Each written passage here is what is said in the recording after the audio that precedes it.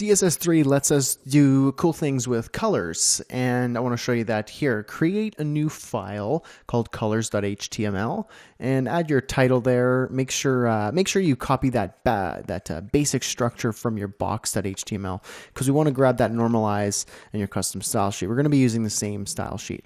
Your Internet Explorer conditional comment. Give the body the ID of colors so we can select it specifically. Add a container ID. And then just a level 1 heading just for fun. Okay, so in your CSS, your style.css, add a new section here called colors. Select your body with the ID of colors. And I want to show you here, this is where we're going to jump right into colors.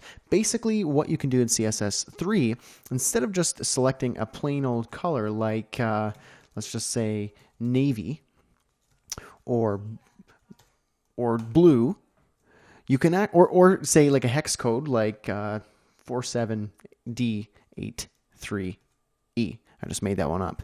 Instead of just selecting that, you can use RGBA colors and HSLA, which basically is red, green, blue, alpha, and hue, saturation, lightness, alpha.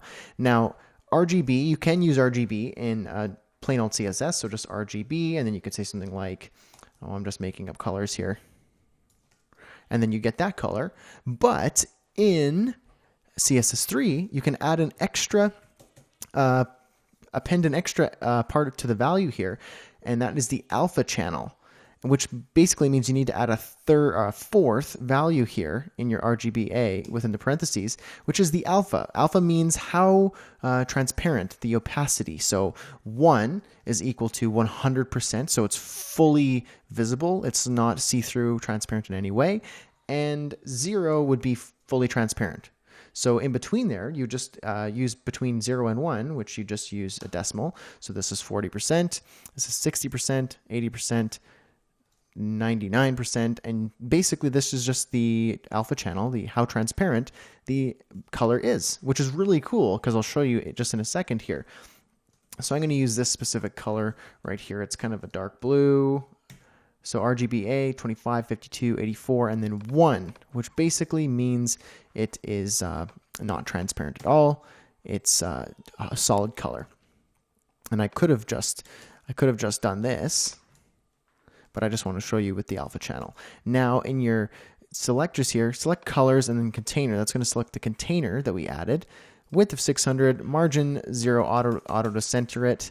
And now what I'm going to do is I'm going to give it the background, instead of just white, I'm going to make it be RGBA, and then 255, 255, 255. This is white, and then 0.5, which is 50%. And now if I give some padding to this container, let's go with 40 pixels. And just as a little throwback to the previous lecture, box sizing, I'm going to say border box just to keep it be the 600 pixels I set. Now you can see we have a transparent white box here, and you could change the alpha channel. So this is a little less transparent, and this would be very transparent. As you can see, it's very subtle. I'm going to remove that little border there. There you go. You can see, and so it's kind of neat because you can actually play with transparency now. And so if you were to have a background image behind here, you'd actually see the image through this transparent box. And you can also use HSLA, which is hue, saturation, lightness, alpha. I don't really use that, but if you are a designer and you know all about those specific values and that you want that sort of color, you can do that. And it would look something like this. And so that gets you like, so 120, 100%, 50%. So this is hue, saturation, lightness, and then the alpha. And that gets you kind of like a green color. And you could change the alpha channel here if you want to be more or less transparent. And that's how the HSLA works. But I usually use RGBA if I'm doing that, just out of personal preference. And now another cool part is gradients. This is a really cool part in CSS3 because before you'd have to use Photoshop, create a gradient, slice it up, use it as a background image, and again, very tedious process. But in CSS3, you can just add a gradient, and a very basic gradient would look like this. Let's just add a box in here again so you can see div, and I'm just going to give, I'm going to say this is a box with a gradient. And I'm going to give this the ID of box because we already have some styles set up. And we're just going to override some of those down here. Let's say colors and then box. So we're being very specific here. So we select the box in the colors. And then we're going to go, this is where we'll do the gradient. And a gradient would look like this in a very simple form. And so this is the very basic syntax here. We'll say background because it is going to be a background color technically. Linear gradient. And in parentheses, you choose your colors. So let's say yellow and then green. And so this is a linear gradient from top to bottom, yellow, green. And you could change those colors. It could be blue, green, or it could be blue, yellow, and so on and so forth. And you could see the gradient over here. Now, if you wanted the gradient to be left to right, you simply just need to add another value in here because it's also a linear gradient. You just say to right, and the linear gradient would go from left to right. Or you could change that and say to left, and it will do the opposite. So the default linear gradient is top to bottom. Now, if you wanted it to be bottom to top, you would say to top, and you could technically say to bottom, but there's already the default value, so you don't actually need to specify that. Another value you can add is to bottom right, and that would give you an angle. You could also do any other corner, so you could do to bottom left, or you could do to top left and to top right.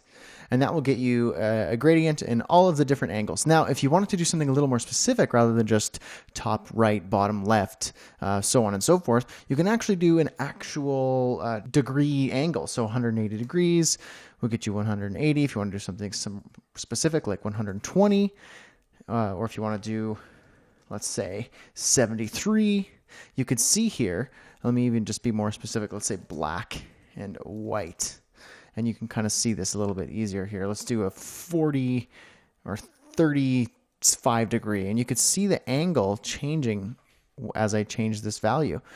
And so that's kind of how you can angle these different gradients. You can also do a radial gradient. So let me just comment this out. A radial gradient gets you basically, background. And we could do radial gradient. And that will give you the ability to do a gradient based around a circle. So let's do blue and green. Actually, let's do blue and yellow. So you can see it's a circle. It's a radial gradient. You can also do multiple color stops in this and all the other gradients. So you could do blue, yellow, black, and white. And you could see it adds multiple colors in the... you can add as many as you want here to have kind of a very crazy looking gradient. Obviously, this is kind of ugly, but if you're doing something specific, let's say green, yellow, and blue, something like that, you could do that. You could do that. And so basically you can add a bunch of different styles in the gradient, whether it's linear, radial, and there are a lot of different values you can add. You can have multiple repeating gradients. You can have transparent gradients using the RGBA that we talked about previously. And there are lots of different things that you could do. And instead of just covering every single possible variation of gradients, which would be a little overkill in this lecture, it's a bit more fun if I point you in the right direction just to see all the different options you could play around with, and then you could just try it out. Just try it out here in this CSS file, and I'll head you in the right direction. So simply just go to w3schools.com/css/css3 gradients.asp. I'll also link it in the resources section of this lecture, and you could check out all the different things you could do with CSS3 gradients, and it's really, really cool. Lots of stuff you could do.